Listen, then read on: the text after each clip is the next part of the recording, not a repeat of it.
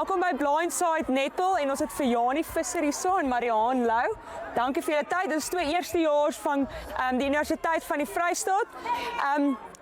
Hoe was die aanpassing vir julle van skole netball? Verlede jaar was julle matriek en nou is julle deel van die universiteit en nou is julle by die wonderlike toernooi USA. Hoe was die aanpassing vir julle? Ek sal sê dit was definitief 'n groot aanpassing, maar dit is baie lekker. Die intensiteit is baie hoër en dit is baie lekker om deel te neem aan die toernooi. Ja, ek sal sê dit is lekker om uitgedaag te word op die baan met sterker en groter kompetisie. Spoed bietjie vinniger en baie meer fisies, maar dit is lekker om uitgedaag te word deur seniors en ja. En dan in 'n omgewing soos dit, bring dit ietsie meer uit jou uit of sit dit 'n bietjie meer druk op jou of laat dit jou beter raak?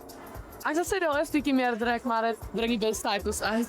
Ja, dit is lekker om die druk te hê want jy wil goed doen, jy weet jy's jonger nou, jy's first year, ja, jy het iets om te bewys, so dit is lekker om uitgedaag te word en ja, dit haal die beste uit jou uit. Ja, dis 'n lekker omgewing. Ons almal het deur universiteit gegaan en ons weet die universiteit speel 'n groot rol en 'n toernooi soos dit vir ons om gesien te word om enige nasionale spele te raak. So ek dink verseker julle is op die regte plek. In terme van onverwagte geleenthede wat julle gekry het as deel van die universiteit omgewing. Ons het hierdie jaar vir Sonneblomme kon speel. Dit was ook baie lekker geweest. Ja, ook 'n uitdaging geweest, ons eerste senior toernooi, maar dit was baie lekker.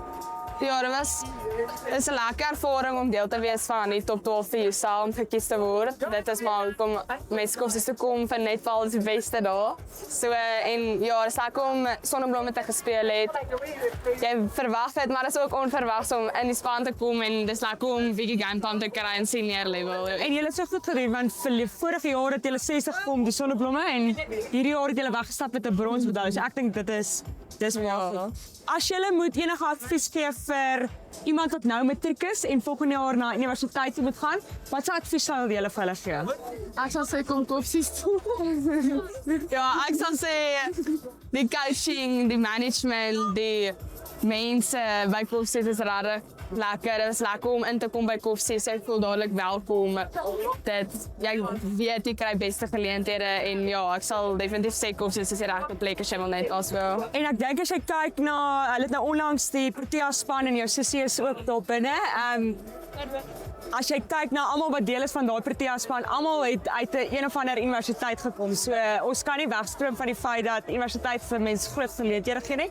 En 'n toernooi soos hier, maar baie geluk met julle prestasie en alles wat julle verryk en ons sien baie uit om te sien wat julle vorentoe gaan doen. Dankie Karla.